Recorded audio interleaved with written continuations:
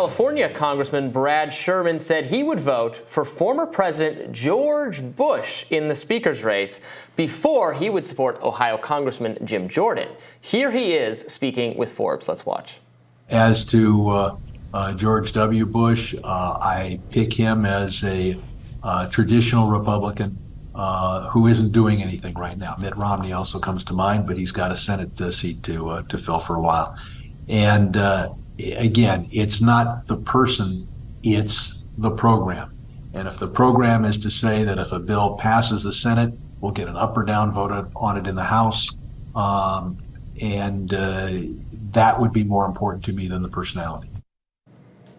The House still remains speakerless, but it may not for much longer. Opposition to Judiciary Chairman Jordan seems to be crumbling. 4 key lawmakers who were holding out are now supporting Jordan, per reporting from The Hill.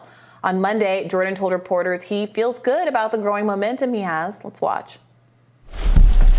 Ann Wagner and Mike Rogers publicly saying they would support us, 2 great members who do all kinds of great work.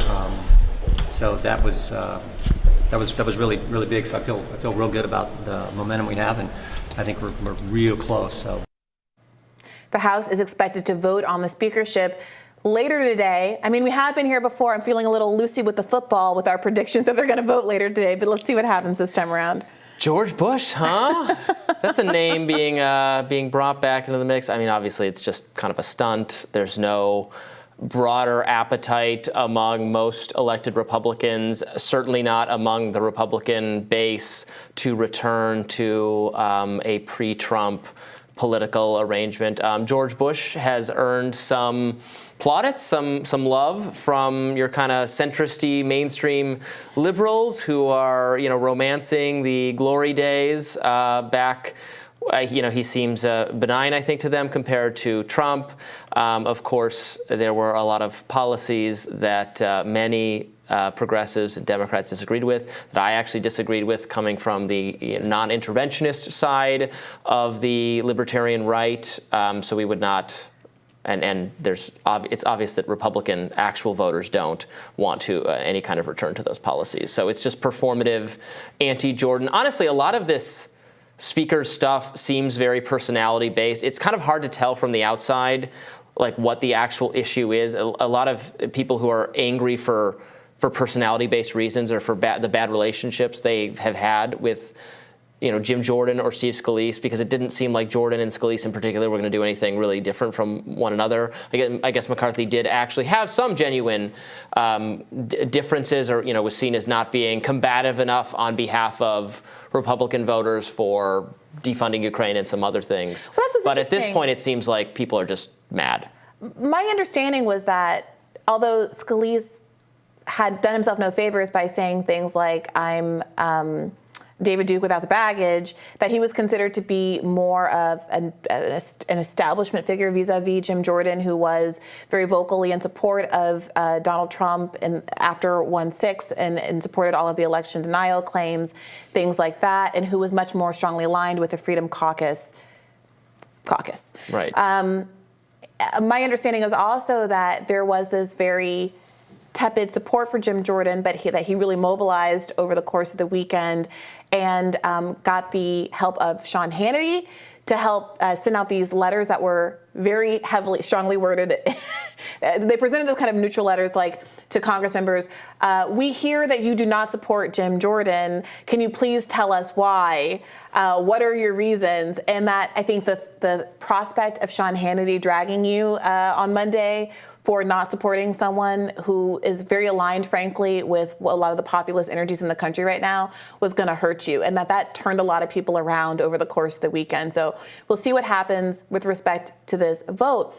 It is interesting, though, with Democrats, at least one Democrat even jokingly floating someone like George Bush. That tells you everything you need to know about where the duopoly stands. Yeah. They want to return to the norm. They want a hawkish George Bush-style Republican who never saw a war that he didn't like, who is laser focused on the deficit, but not because there's going to be any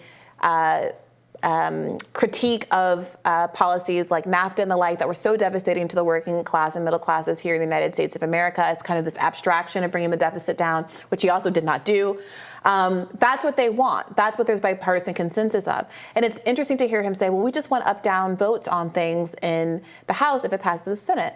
Okay, well, one of the things that Matt Gaetz is talking about is the fact that he wants single issue. Exactly that. Yeah, that would be a huge improvement. Right, but also single issue votes on things so that you don't have all of these things barreled together in a way that allows things that are deeply unpopular to the public to pass because they're attached to something that is absolutely necessary. Congress ends up voting for things they haven't even read yet. That leadership stitched together at the last minute and then literally jams down their throats. This is no way to govern. This is no way to legislate. We want members to be able to bring their own bills to the floor to be voted on. Nothing passes. Nothing gets to that point unless it has unless it's backed by the leadership, and in some cases has buy-in from the leadership of the other side.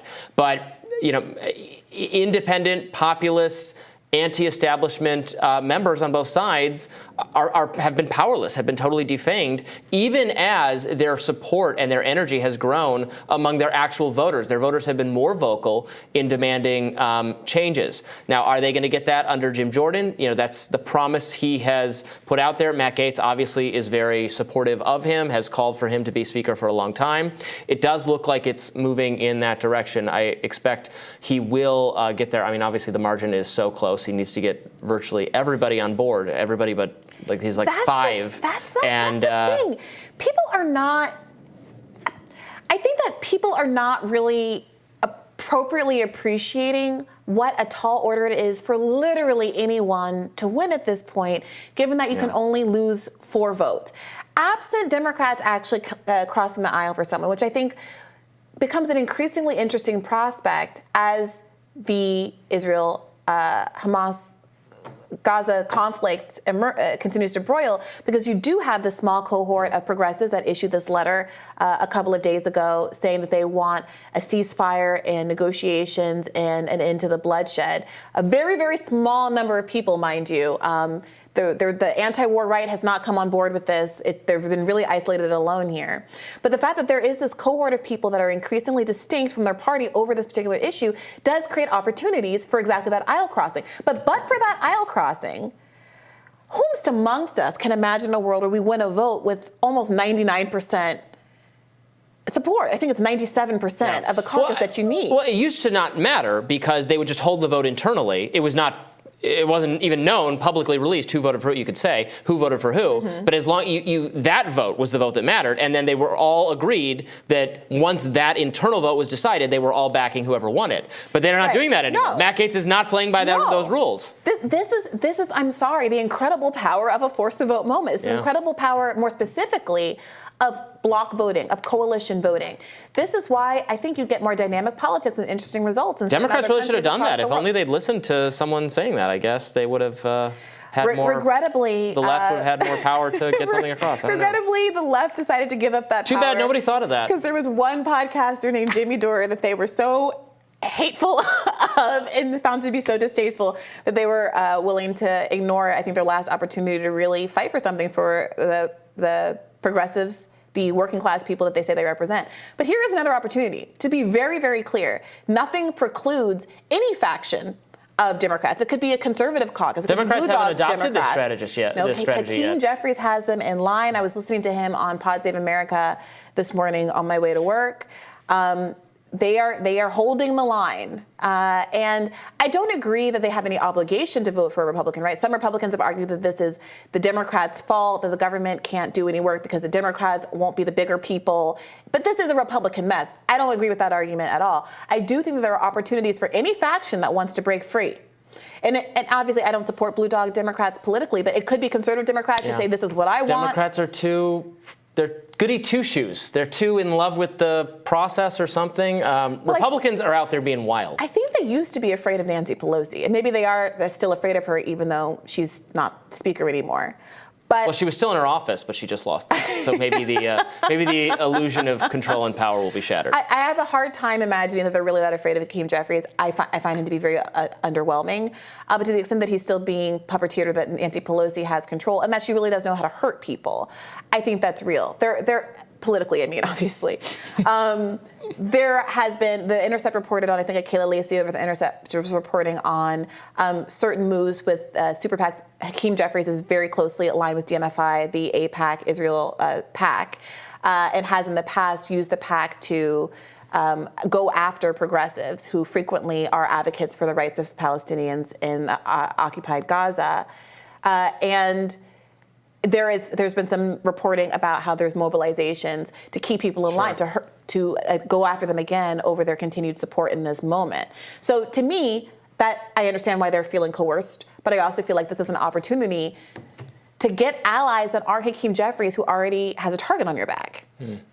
Well, we will keep following the speaker's race, see if Jim Jordan takes up the gavel anytime soon. More Rising right after this.